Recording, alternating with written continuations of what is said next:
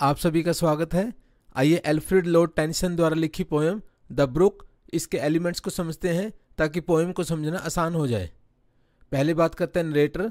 इसको किसने नरेट किया है? ब्रुक ने। ब्रुक कौन है? ये एक नाला है, जलधारा है जो बह रही है, और पोएम का नाम भी द ब्रुक है। A brook itself serves as the narrator of the poem. Poem के नरेटर के रूप में ब्रुक काम करता है, giving it a lively and personal touch. और इसमें जीवंत पर्सनल टच के साथ सारी डिटेल हमें ब्रुक खुद देता है। This personification allows the brook to describe its experiences and journey. तो ये पर्सोनिफिकेशन कहेंगे इसको जब कोई निर्जीव चीज एक व्यक्ति के जैसे काम करती है, बोलती है, बताती है, तो वो पर्सोनिफिकेशन मीन्स मानवीकरण, ये एक अलंकार है, कहलाता है। Allows the brook to describe. अब ब्रुक जो है वो डिस्क्राइब करता है इट्स एक्सपीरियंसेस, जो भी इसके अनुभव हैं, और इसकी पूर्ण जर्नी शुरू से आखिर तक।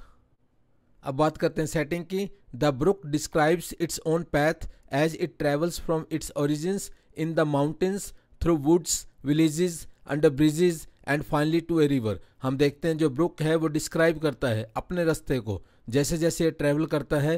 पहले बताते हैं ओरिजिन, ये माउंटेन से इसका ओरिजिन होता है, जो पहाड़ हैं। फिर उसके बाद ये जंगल, वुड्स, फिर गांव से निकलता हुआ, अंडर ब्रिजेस, फिर पुलों के नीचे से गुजरता हुआ, and finally to a river, और अंत में रिवर के साथ ये मिल जाता है। The settings change as the brook flows depicting various aspects of nature and human habitation.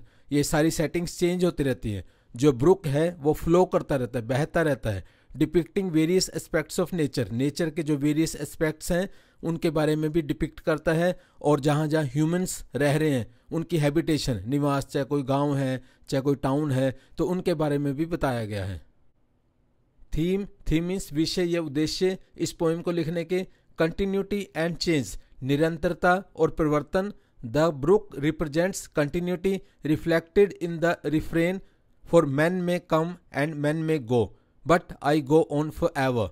It contrasts the transient nature of human life with the perpetual flow of nature। यहाँ पर एक तो ये दिखाया गया है कि लाइफ जो है निरंतर चलती रहती है, और यहाँ पर रिफ्रेन यूज किया गया है, बार बार जिस लाइन को बोला गया है, लिखा गया है, for men may come and men may go but I go on for ever. ये ब्रुक कहता है कि व्यक्ति तो आएंगे जाएंगे पर मैं हमेशा के लिए बहता रहूंगा। इट कंट्रास्ट, ये एक कंट्रास्ट में काम करता है। Transient nature of human life, मनुष्य का जो जीवन है वो बहुत ज़्यादा टेम्परेरी है, और with the perpetual flow of nature, और यहाँ पर ब्रुक की बात, नेचर की बात, वो हमेशा रहता है। तो इस तरीके से कंट्रास्ट में दिखाया है कि ह्यूमन लाइफ जो है वो इसके कंट्रास्ट में नेचर जो है हमेशा रहती है, और ह्यूमन लाइफ जो है आती जाती रहती है। इट है temporary stay. Journey and experience, एक तो जर्नी की बात भी की गई है, और जर्नी के दौरान जो एक्सपीरियंस होता है उसे भी बताया गया है। The poem also explores themes of journey and experience as the brook encounters different environments and obstacles along its way. जैसे जैसे ब्रुक बहता है तो रास्ते में ये डिफरेंट एनवायरमेंट्स आते हैं और डिफरेंट बाधाएं आती हैं, ऑब्स्टेकल्स आती हैं, तो उन सारे के बारे में एक्सपीरियंस और जर्नी के थ्रू ये सारे इन चीज़ों के बारे में बताया गया है, जो इसके अपने आप में अलग से थीम्स हैं कि नेचर की चीज़ों को दिखाना। इमेजरी, कल्पना। Tennyson uses vivid imagery to bring the landscapes to life. Tennyson ने इतने बढ़िया तरीके से जीवंत इमेजरी का इस्तेमाल किया है कि जो भी लैंडस्केप्स हैं वो मानो हम अपनी आंखों से देख रहे हों, महसूस कर रहे हों। Descriptions of the places the brook passes through, fields, forests, hills are rich and picturesque। तो जो भी डिस्क्रिप्शंस दिए गए हैं, जैसे जंगलों का, हिल्स का, खेतों का, वो अपने आप में बहुत ही ज़्यादा मनमोहक हैं। स्ट्रक्चर, अगर इसकी संरचना की बात करें, the poem has a rhythmic and rhyming structure that mimics the flow of a brook. हम देखते हैं इस पोएम में रिदमिक भी और राइमिंग स्ट्रक्चर इतना बढ़िया है। जो ब्रुक है जैसे बहता है तो सारी चीज़ों को हम मिमिक्स करते हुए देख सकते हैं। It uses a combination of rhythmic patterns and rhymes to create a musical quality. जैसे ब्रुक बहता है तो एक म्यूजिकल क्वालिटी सी प्रतीत होती है। Enhancing the imagery of the brooks continuous flow, जैसे ब्रुक है कंटिन्यूसली फ्लो करता रहता है और इससे इसकी ब्यूटी बढ़ जाती है।